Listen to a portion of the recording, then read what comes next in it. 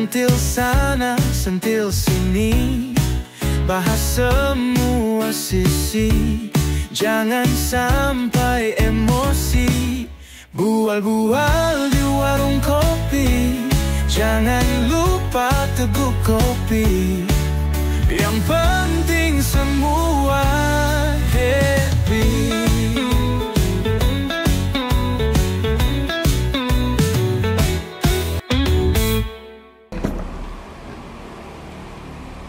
Halo, Assalamualaikum ya. Aduh, kalau bukan tidak mau, tetapi itu kan kewenangan dari kepala daerah terpilih. Ya, memang betul. Saya dekat, betul dekat. Tetapi kayak mana gitu? Saya nggak bisa ikut campur di dalam teknis begitu. Oh iya. Oh, Waalaikumsalam. Wih. Ya, nanti kita telepon lagi ya. Ada teman-teman boleh ya? Ya, Assalamualaikum. Sibuk betul menerima telepon itu ya. Iya Bang Saud. Ini menjelang pelantikan ini HP berbunyi terus saja. Oh gitu? Oh iya. Dari ujung sana semua menelpon Bang Saud. Kenapa? Biasalah Bang Saud. Jadi mereka ini kan minta jabatan. Oh, minta diinginkan ke kepala daerah terpilih. Iya, tapi karena kan, tahu dulu bantu-bantu ada kepala daerah gitu. karena kita bersahabat ya kita mendukung itu. Tapi Iya. kan secara teknis kalau sudah masuk ke dalam jaring instansi kita kan campur. Oh iyalah, itu tentu kewenangan kepala daerah terpilih. Benar. Tentu ada pertimbangan-pertimbangan, ya kan? Iya benar. Waalaikumsalam. Oh, Hei. lama betul parkir kendaraan. Lama kali. Kenal sama Dari mana? Tempat Ini mana Pak? udah dipesan ya tadi. Tempat ada. Udah standby, dipesan. Iya kan, memang janji tadi kan kita agak cepat. Lalu langsung dipesankan sama Dedi. Hargai dulu. Hah? Hargai dulu. Oh iya. Sila. Ini kalau nggak total kopi kita nikmati, kurang pas berbual nih. Nah, Apa cerita seru betul Pak? ini ya. Habis nggak Dan telepon. diteleponin terus Oleh Mas. sama ya biasalah ada pejabat-pejabat. Ini kan mau pergantian kepala daerah. Iya. Jadi ada yang mau nak pindah ya gitu ya. Iya. Oh. Jadi Bung Fadil ini ikut juga tim sukses. Oh. Saat itu kemarin Bantu-bantu kawan ya. Bantu kawan. Namanya dia kawan ya kan. Tapi ini memang tinggal beberapa hari lagi pelantikan ya. 5 hari lagi insya Allah. 5 hari lagi ya. Waduh, ini udah pada siap-siap semua ini mau pelantikan. Kalau tengok ada beberapa foto calon kepala daerah terpilih itu udah Aku udah pakai baju. jas. Oh, baju. Apa namanya? Istilahnya apa Ustaz? PSU. PSU. PSU itu. Ulah. PDU. Ulah. PDU.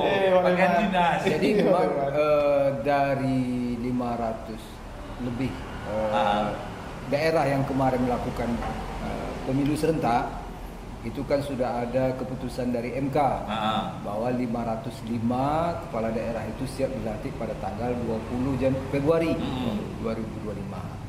Nah ini mungkin salah satunya Gubernur Riau di Riau ini ada Gubernur Riau, kemudian Wali Kota Pekanbaru, kemudian Wali Kota Dumai, Bupati Inhu, Bengkalis, Inhil, Rohil, Kampar.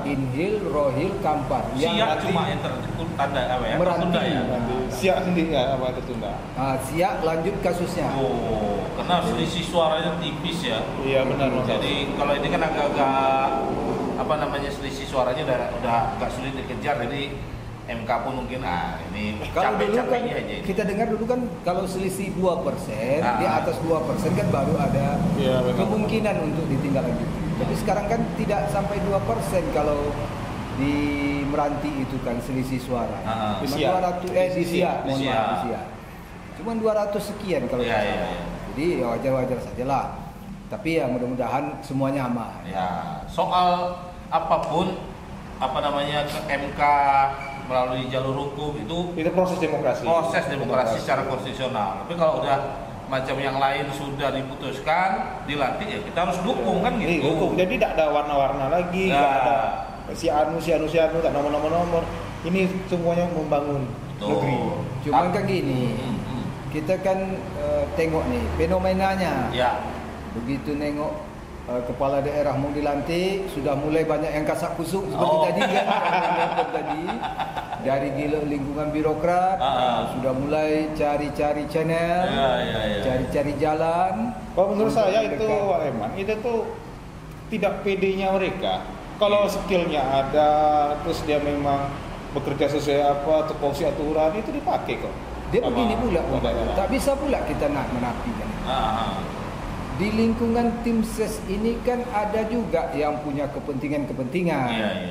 Dan ini kan tim ses juga sekarang kan sedang mencari-cari juga mungkin ya. Mungkin juga kan termasuk Pempadil mungkin kan. Tapi ya terlepas itu semua tentu kepala daerah terpilih kita berharap tetap menjunjung tinggi profesionalisme. Iya, melihat rekam jejak calon lah ya. Iya, benar. Karena kan sekarang agak berbeda ya. Saya dengar informasinya Mendagri memperbolehkan secepatnya kepala daerah yang sudah dilantik secepatnya melakukan perubahan. Kalau dulu kan nunggu 6 bulan, ya kan? 6 bulan sebelum dan sesudah. Kalau sekarang boleh secepatnya diganti. Otomatis memang makanya saya tengok makin banyak orang telepon nih kan, makin semangat ini. Kalau dulu kan 6 bulan lagi masih lama. Makanya fenomena terbaru banyak mundur pejabat. Oh gitu. Ini sekarang berita banyak pejabat mundur ya. Ini Pemprov sendiri itu sudah ada. Di Riau itu kepala BKD sudah mundur. Itu mundur mungkin dalam rangka mencari posisi baru, positioning baru. Dia pun informasinya masuki masa pensiun. Mau berbisnis. Itu wajar-wajar. Cari aman kan. Menikmati hari tua. Saya kira banyak mundur itu karena sudah melihat ini saya kalau bapak ini dilantik tak cocok saya sama saya nih. Atau dulu saya pernah punya story nggak enak. Ini harus cari tempat berlabuh baru kan gitu kan, biasanya begitu. Nah yang lain juga berpikir wah ini yang duduk di sana itu bekas kawannya bapak saya. Kalau sana saya kayaknya agak lebih apa ya sebenarnya wajar lah orang mau cari tempat yang lebih enak itu. Tapi inilah tantangan menurut saya Bang. Nah ini tantangan justru bagi tantangan kepala daerah yang baru terpilih. Pertama tentu tentang SDM. Sumber daya manusia ini. Sebab macam mana pun juga kepala daerah hasil pilkada ini pasti juga memiliki hutang budi atau jasa dari berbagai pihak yang harus mereka akomodir. Salah satunya nih penempatan orang-orang tertentu. Nah ini kan menjadi tantangan tersendiri untuk kepala daerah terpilih ini. Macam mana mereka sehingga ada pembagian secara profesional dan proporsional antara kepala daerah dan wakil kepala daerah. Dan ini kan tidak sering juga terjadi nih. Gara-gara penempatan ini antara kepala daerah dan wakil kepala daerahnya justru menjadi awal pemicu keretakan. Pemicu pecah kongsi. Pecah kongsi. Kemarin janjinya saya jatahnya 7 kepala dinas yang bisa saya pindah-pindah. Sekarang tinggal 2 katanya. Nah ini yang pertama tantangannya Bang Saud. Tantangan kedua itu dari segi pembangunan. Kita tahu nih era pemerintah Republik Indonesia yang sekarang ini kan sedang kencang-kencangnya melakukan penyederhanaan dan rasionalisasi anggaran. Itulah sekarang menjadi dilema kepala daerah. Sementara kepala daerah itu kan mereka sudah ada janji politik yang tertuang dalam visi misi mereka. Nah, efeknya apa? Di satu segi beban daerah semakin besar, di sisi lain anggaran diperkecil, bukan diperkecil tapi dipotong, dipangkas. Nah ini kan luar biasa ini tantangannya. Sehingga kalau kita tengok sekarang dengan banyaknya pengurangan DAK, pengurangan DAU, dana alokasi khusus, dana alokasi umum itu, kemungkinan untuk bergerak kepala daerah untuk mewujudkan visi misi itu menjadi lebih berat. Betul. Semakin berat itu. Kita contohkanlah sekarang, apa beban daerah yang semakin berat? Pertama, di daerah ini kan kalau dulu PNS ASN Iya, betul. itu kan digaji melalui dana DAU. Betul. Dana alokasi umum yang dari transfer pusat. Iya. Nah sekarang kan sudah banyak yang pensiun nih. Iya. Saya dengar kemarin saya tonton kemarin di YouTube-nya TNN kemarin kan itu ada dari Dinas Pendidikan itu hampir 200 orang guru pensiun per tahun. Per tahun. 200 orang. Dan untuk penggantinya itu dari P3K. Yang tadinya gaji 200 orang ini dari pusat, sekarang P3K itu digaji oleh daerah. Tambah lagi beban daerah ya. Tambah lagi beban daerah. Saya tidak tahu nih komposisinya makan bergizi gratis ini apakah dibebankan ke daerah atau ditanggung pusat nih? Kita tidak tahu nih. Iya. Kalau sempat ini dibebankan lagi ke daerah, menjerit lagi. Ini 15.000 per porsi kali Dan kasihan itu kepala daerah yang terpilih itu bagaimana dia visi misinya itu. Ya itu. Sleman. Yang kalau visi misi yang akhirnya nanti apa kata masyarakat? Penipu, pembohong, ada kan? Nah ini tadi tantangan ini.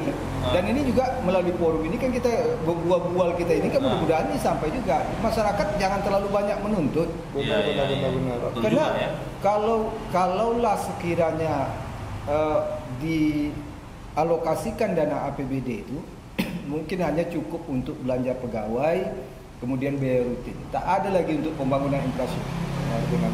Jadi macam mana nih kira-kira masa depan setahun ke depan ini Waleman berat juga. Ini kan kalau kita lihat selama ini ya. Yang parahnya itu hari ini daerah ini itu beban tunda bayarnya itu harus diselesaikan juga. Ada juga tunda bayar lagi. Iya. Utang ya. Sudah ini utang, anggaran dipotong, terus apa lagi? Wah, ini agak berat juga masalah kita nih. Kita tengok di Pekanbaru lah. APBD Kota Pekanbaru katakan.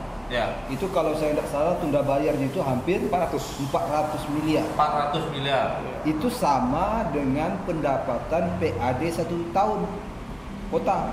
Arti tahun depan itu seluruh PAD itu masukkan ke sana, itulah untuk bayar utangnya semua. Mana lagi untuk pembangunan? Jalan rusak. Boro-boro lah masyarakat nak masukkan proposal bangun masjid dan segala macamnya, tak ada lagi. Nah, kita berharap kepala daerah yang baru ini tentu lebih gencar nih melakukan komunikasi ke pusat, melakukan komunikasi ke pihak-pihak investor untuk memasukkan investor ke daerah kita sehingga ada roda ekonomi itu berjalan. Walaupun tidak dari APBD, tetapi dari swasta ini yang kita harapkan itu. Ya, satu-satunya tinggal itu.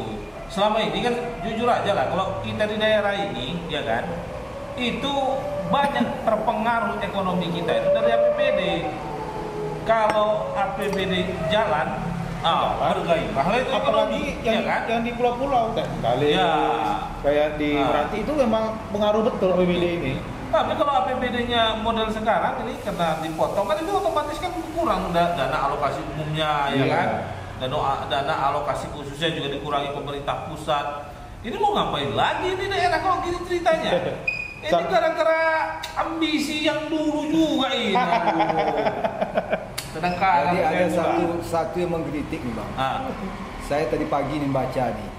Salah satu anggota Komisi 7 DPR RI itu menyoroti tentang bagaimana pengalokasian APBN ini terhadap kegiatan-kegiatan dan menunjang program-program pemerintah. Salah satunya makan bergizi gratis. Katanya akibat pemotongan anggaran untuk menyukupi kegiatan makan bergizi gratis ini, pangkasan ini terasa di beberapa instansi. Salah satunya di LPP Bang, Lembaga Penyiaran Publik. Itu hampir 1.000 orang sudah di PHK di TPRI dan RRI. Iya betul, saya baca juga tuh. Itu. Ya, betul. Oh iya viral kemarin saya di TikTok. Iya, betul. Ada yang nangis. Iya. Penyiarnya itu dia bilang gini, Bapak Presiden, ya kan? Mungkin Bapak sudah membuat bahagia anak saya karena bisa makan siang gratis.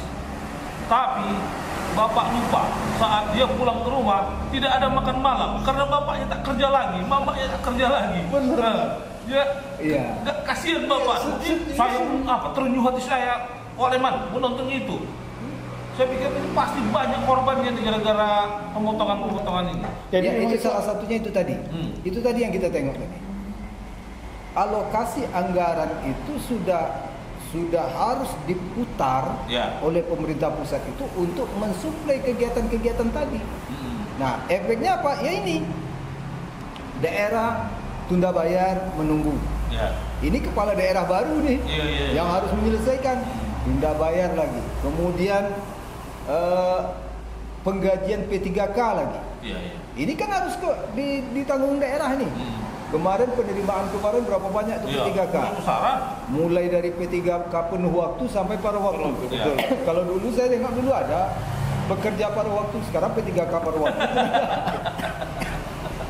Jadi berat ini masalah kita ini sekarang. Tapi yang ya itu tadi artinya kepala daerah terpilih ini tak bisa dia merasa ya tetap disyukuri lah menang tetap, tapi barangkali juga harus waspada betul, harus pandai betul berkomunikasi dengan tim sukses, dengan orang-orang yang banyak membantu gitu ya, karena ya kan kepala daerah terpilih baik gubernur maupun wali kota dan bupati itu milik masyarakat setelahnya dulu, bukan milik tim sukses saja kan? Ya, bukan satu golongan. Walaupun sah-sah saja kalau misalnya yang namanya orang merasa dibantu membantu kembali gitu kan.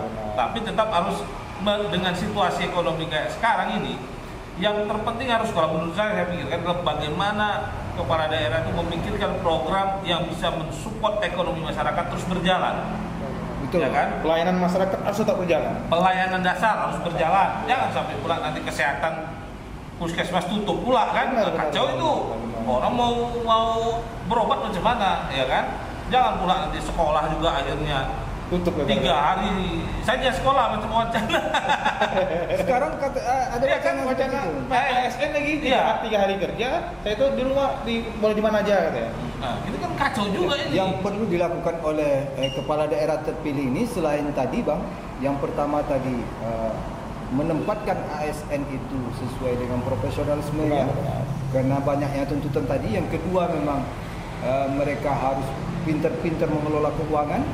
Ada yang tidak kalah pentingnya tadi sudah saya sampaikan bahwa cari investor pihak swasta untuk membangun, untuk biar roda ekonomi masyarakat ini. Yang ketiga ini yang tidak kalah penting Bang, gali sumber pendapatan asli daerah yang baru. Benar.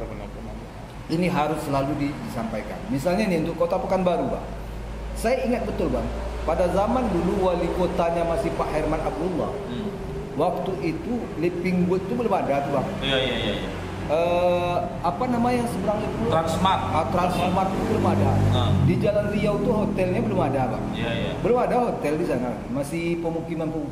PAD kita angkanya antara 300-400 juga Bang. Sekarang 400 juta. Miliar. Oh, miliar per tahun. Sekarang hotel dari mana-mana. Iya.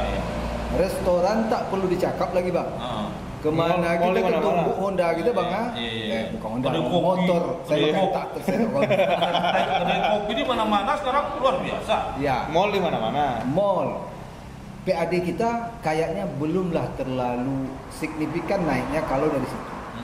Nah ini kan perlu menjadi tantangan baru bagi kepala daerah kita yang benar. Dengan kondisi keuangan yang ada pemotongan-pemotongan ini, maka penggalian memaksimalkan sumber PAD. Satu hal yang harus kita pikirkan, yang harus kita lakukan juga sekarang ini adalah bagaimana melakukan efisiensi. Nah efisiensi itu begini, apa-apa yang selama ini kita lakukan itu sifatnya pemborosan, ya jujur aja lah, masih banyak kita nih yang kita lakukan oleh pemerintah ini yang nggak bermanfaat. Iya. Saya dengar misalnya soal ya kalau di DPRD provinsi kan ada itu tiap tahun lalu keluar negeri itu. Nah, itu kata presiden udah tak boleh lagi keluar negeri. Betul. Ya kan? Kalau mau nengok daerah lain pakai Google Earth aja lah katanya. Nampak itu katanya. Sama aja itu katanya kan. Jadi yang nggak penting-penting betul, yang nggak berpengaruh betul terhadap pergerakan ekonomi masyarakat, bagus tak usah gitu. Sampai Pak Presiden bilang FGD. Nah, pakai apinya bisa ada kan? Iya. Jadi memang saya juga agak kurang setuju juga kalau kayak gitu. Oh gitu. Ada skala kegiatan itu yang memang menampung orang banyak lah katakan. Ya, kan tak mungkin mana ada aula kantor yang bisa menampung sekian orang bang. Ya. Maka mau tidak mau kan kita gunakan fasilitas hotel. Ya. Tetapi tentu yang menengok-nengok juga lah. Ya. Misalnya kalau untuk penyuluh pelatihan untuk petani tak mungkin kita adakan di hotel. Ya. Kalaupun diadakan di hotel itu kan keterlaluan namanya. Tapi kalau untuk misalnya diskusi, untuk kajian ilmiah yang akan outputnya itu untuk menjadi masukan bagi pemerintah, misalnya BPP, Badan Penyuluh Pertanian. Bukan, BPP, Badan Penelitian dan Pengembangan. Oh ya. Membuat kajian nih. Kemudian kajian ini diuji publikkan. Dan itu mengundang perguruan tinggi dari elemen mahasiswa, dari elemen pemuda, tokoh masyarakat, dan itu kan ramai. Tak mungkinlah di aula BPP itu diadakan. Ya. Tentu fasilitas aula yang besar itu kan adanya kan di hotel. Ya. Nah, untuk ini kan tentu masih bisa kita maklumi lah, Pak. Oh. Tak ya, pula itu kan semua. Jadi tentu bukan berarti semua nggak ada. Sama lah pembangunan itu nggak mungkin juga nggak ada sama sekali. Kalau memang penting betul ya kan tadi. Kalau misalnya jalan itu harus diperbaiki karena menyangkut pergerakan ekonomi masyarakat, ya diperbaiki. Jangan pula enggak gara-gara kondisi itu. Cari mana yang dipangkasnya tidak penting gitu kan. Kan selama ini sering gitu. Janji kita orang pejabat atau anggota dewan buat janji kadang-kadang juga berlebihan. Ada kemarin anggota dewan kampanye dia. Bapak Ibu kalau saya terpilih akan saya bangun jembatan di tempat ini yang megah, yang bagus gitu kan. Cuma orang warga itu bilang, Pak, ngapain bangun jembatan? Di sini nggak ada sungainya, ada yang gitu. Tapi anggota dewan itu tetap ngotot dia. Oh, kalau gitu sungainya kita buat dulu, baru kita bangun jembatan dia katanya. Itulah cara berpikir kita. Tapi jadi ada mengada-ngadakan. Kawan saya Bang Caleg juga kemarin Bang. Caleg juga. Seminggu atau 2 minggu sebelum hari pemilihan sibuk dia ngukur jalan bang. Ngukur jalan bawa meteran bang. Tahu-tahu sampai ke ujung-ujung pas hari H pemilihan itu juga nampak ada respon masyarakat kan, ada juga progres kan, tak terpilih juga bang. Nembak ya, nembak. Jadi itu, jadi tantangan. Jadi kepala daerah yang akan dilantik tanggal 20 ini, ya kita ucapkan selamat lah. Tapi jangan keburu senang dulu. Berat masalah kalian ini ya kan. Banyak tantangan yang harus kita bisa lakukan. Karena itu barangkali perbanyak mungkin diskusi dengan tokoh-tokoh masyarakat, ya kan. Terus ya cuma saya heran, saya baca-baca yang banyak dipotong itu untuk rakyat.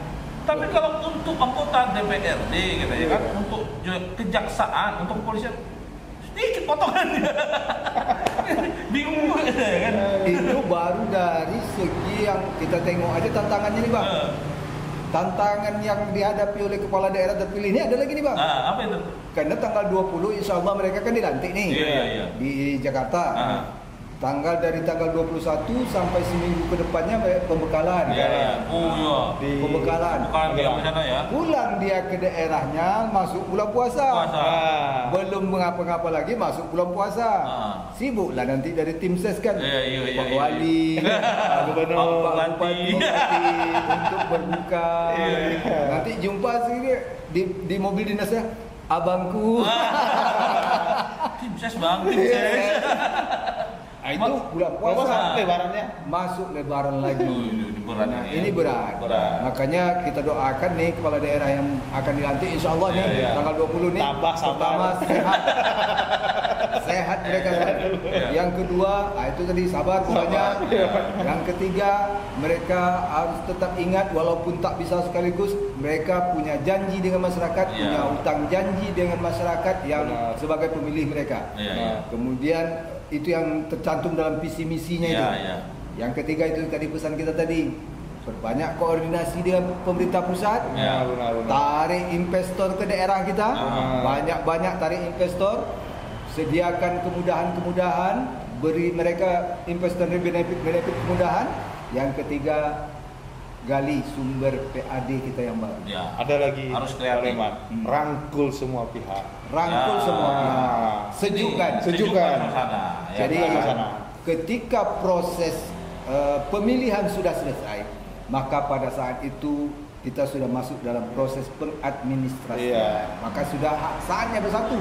Dan Tak ada lagi. dan hati-hati pecah kongsi, jangan sampai. Oh, iya. Ini banyak pada daerah ini yang terlibat hukum antara berdua Pasangan. pasangan ini karena pecah kongsi. Ya. Sering begitu. Sering. Makanya jangan sekali-sekali pecah kongsi. Ya. Saya dulu ingat ada kemarin tokoh Riau itu Pak Maizin Mit ya. Iya, iya.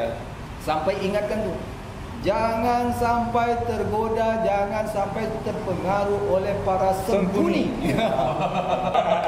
Jadi kalau kapal ini berpecah dia karena kelahi, Ya. berlanjut masuk orang ke laut. Betul. Mulai pesta. Ini kawan ini kan tim ses nih. Orang dekat kan. Ya, orang Nah, dekat. tim ses itu Tanggal kemarin. 20 sebelum apa? Tanggal 20 ini kan dilantik nih. Ya, Ikut ya. ke Jakarta. Enggak. Takut betul dia orang. Takut betul om. Lagi pula di Jakarta tuh ngapain, Pak Leman? Karena di sana itu yang bisa masuk itu cuma suami dan istri. Iya ya Rami. Anak Dan itu aja kan bisa juga masuk. disorot Ramai. juga kemarin Iya. ya. Kalau ini mau penghematannya sejak itu artinya Iya. ya rame-rame betul ya. Tim saya sih nggak usah lah sok-sok betul mau ikut ke Jakarta sok hemat. Udah lah. Iya. Pokoknya bantu kan namanya dia tim sukses. Tentu bukan hanya sukses Iya. duduk tapi sukses menjalankan tugas si apa ini kepala daerah ini sampai tuntas kan itu yang Tapi dulunya tim sukses ini nih satu nomor. Hari ini semua masyarakat Riau itu tim sukses juga. ya, tim sukses. Tim sukses pembangunan Riau. Berubah. Gitu. Itu yang Berubah, penting ya berubah. kan, yang penting seperti itu. Jadi ya kita pun masyarakat pandai-pandai lah berhemat jangan juga ya kan. Artinya ini dampak kalau saya ya mau nggak mau harus diakui ini Jadi- dampak kita salah jadi pilih saya- beberapa tahun yang lalu. Ini makanya penting Bang Padir kita milih pemimpin ini hati-hati. Benar. Kalau kita salah pilih baju, malu kita satu hari aja bang. Emang baju kita salah aneh gitu ya. Tengok orang satu hari kita malu.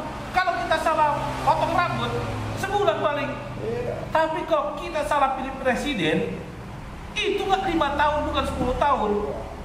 Puluhan tahun yang akan datang pun bisa jadi masalah sama kita. Ini sekarang udah habis masa jabatannya. Masalah tinggal kacau kita itu.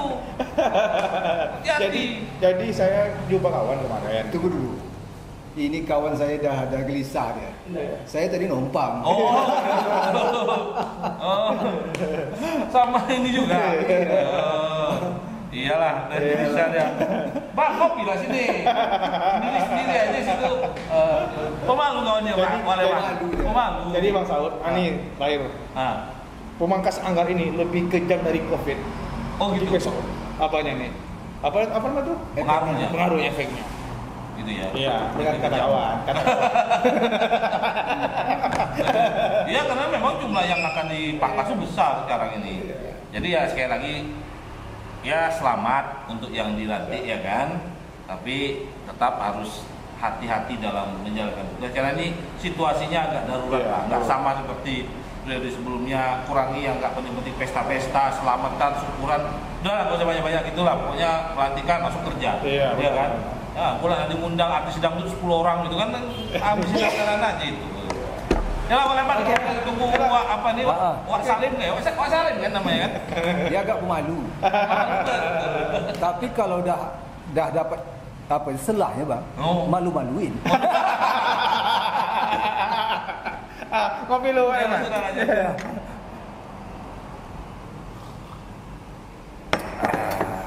Gila ya. Oke, ini saya bayar. Ya, siap. Pengusaha. Oh iya. Ya. Usaha tim sukses juga. Ya, assalamualaikum. Waalaikumsalam.